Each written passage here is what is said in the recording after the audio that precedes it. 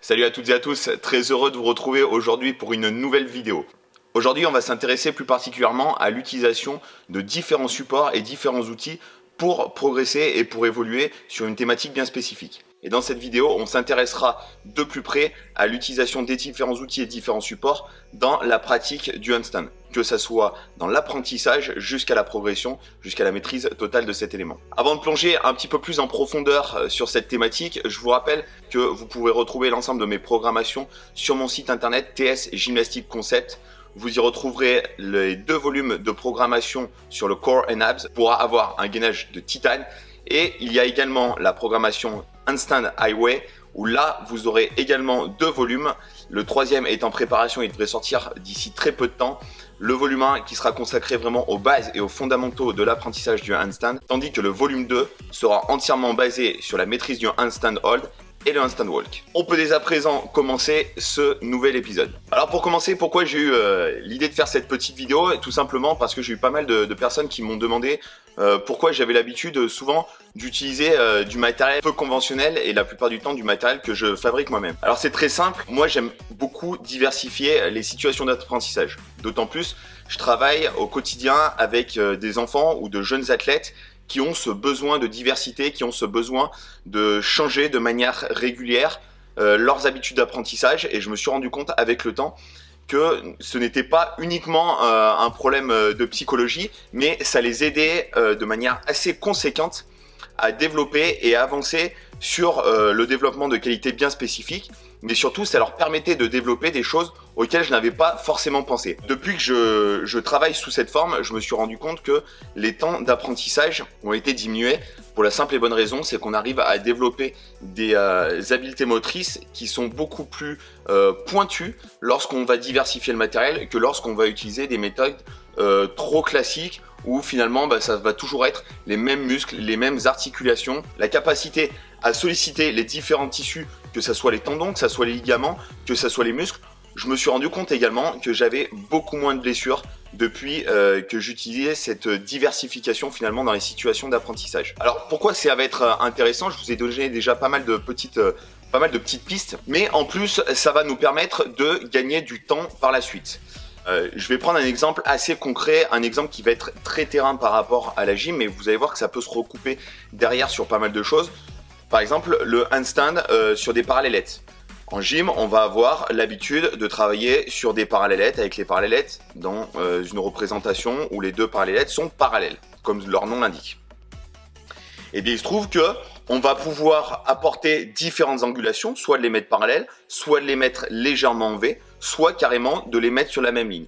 Et finalement, le même outil qu'on va avoir à notre disposition, on va pouvoir s'en servir dans différents contextes et ces différents contextes vont venir enrichir les différentes habiletés motrices de l'athlète. Pourquoi ça va être intéressant? Eh bien tout simplement parce que c'est des choses que l'on va pouvoir transférer par la suite.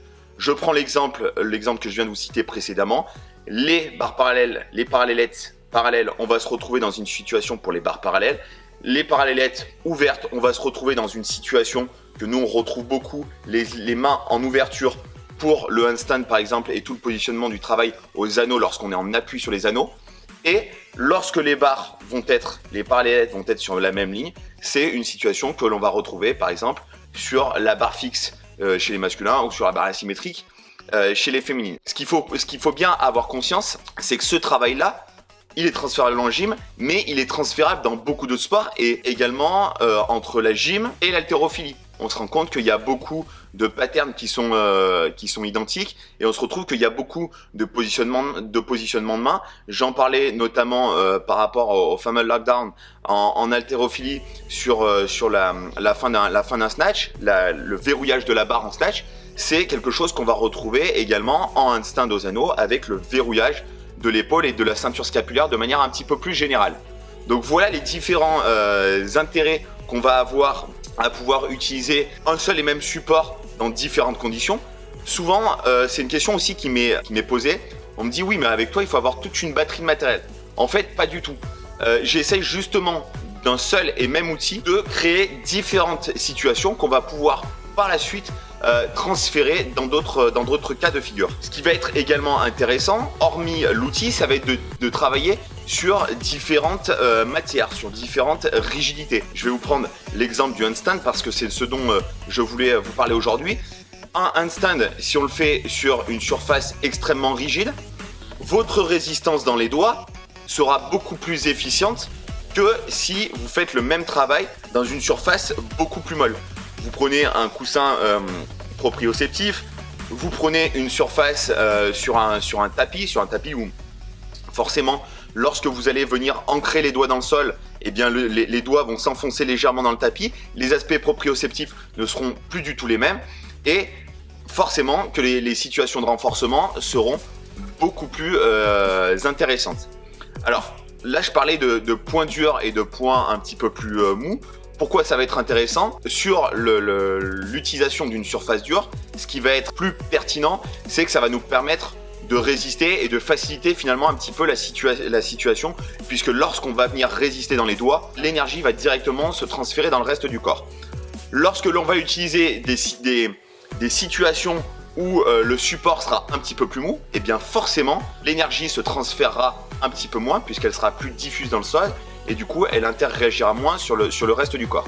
Par contre, l'intérêt de travailler sur des surfaces un petit peu plus molles, c'est qu'en effet sur les notions de proprio au niveau des doigts, au niveau des poignets, au niveau des coudes, au niveau de l'épaule et de la ceinture scapulaire de manière un petit peu plus générale, on sera sur un travail très intéressant. Encore une fois, il faut toujours recontextualiser l'utilisation d'un outil, pourquoi on va utiliser tel outil, pourquoi on va utiliser telle méthode, à quel moment on va l'utiliser. Donc encore une fois, la contextualisation est très importante. Alors dans un premier temps, on aura peut-être tendance à être un petit peu plus lent parce qu'il va falloir s'habituer aux différentes situations, mais ça entraînera par la suite des capacités d'adaptation qui seront beaucoup plus intéressantes et notamment pour le CrossFit, lorsque l'on va être dans un travail sous fatigue, donc dans un WOD, si vous avez du handstand walk à faire, si vous avez un appareil proprioceptif au niveau scapulaire qui est très entraîné, qui a l'habitude d'être dans des situations assez diverses et variées, vous vous en sortirez beaucoup mieux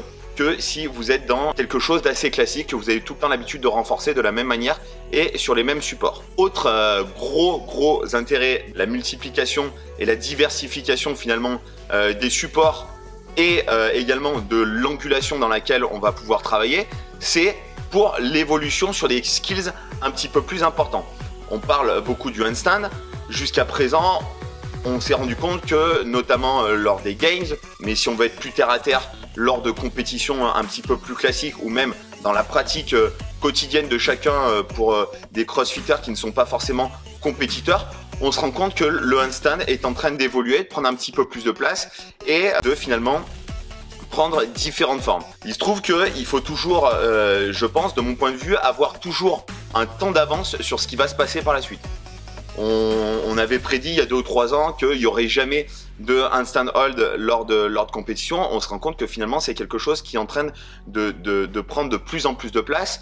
On parlait du strict qui n'avait pas forcément d'importance et on se rend compte que le strict est en train de prendre beaucoup de place et qu'il a un intérêt fort. Et ben là je pense que c'est exactement la même chose. Diversifier les différentes situations d'apprentissage, c'est extrêmement intéressant. Pourquoi ça va être intéressant de savoir faire un handstand aux anneaux? Eh bien tout simplement parce que les niveaux de résistance que ça va engager par rapport à un handstand au sol ou un handstand sur des parallèlettes, il n'y a absolument pas de même. La notion de mobilité des anneaux dans les différents plans va forcément être beaucoup plus contraignant. La capacité à tenir une posture avec une mobilité des appuis, forcément que ça va être plus complexe, mais ça n'en sera pour le coup pas moins intéressant puisque ça nous permettra de développer d'autres compétences que l'on pourra mettre au service peut-être d'un simple handstand au sol ou peut-être d'un handstand walk.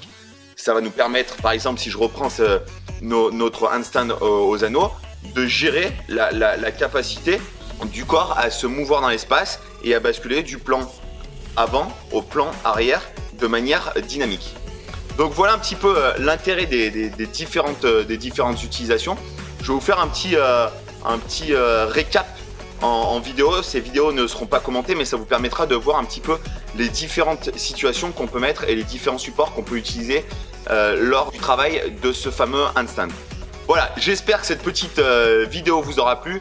N'hésitez pas à commenter, à partager et je vous dis à très vite pour une prochaine vidéo thématique. Salut les amis.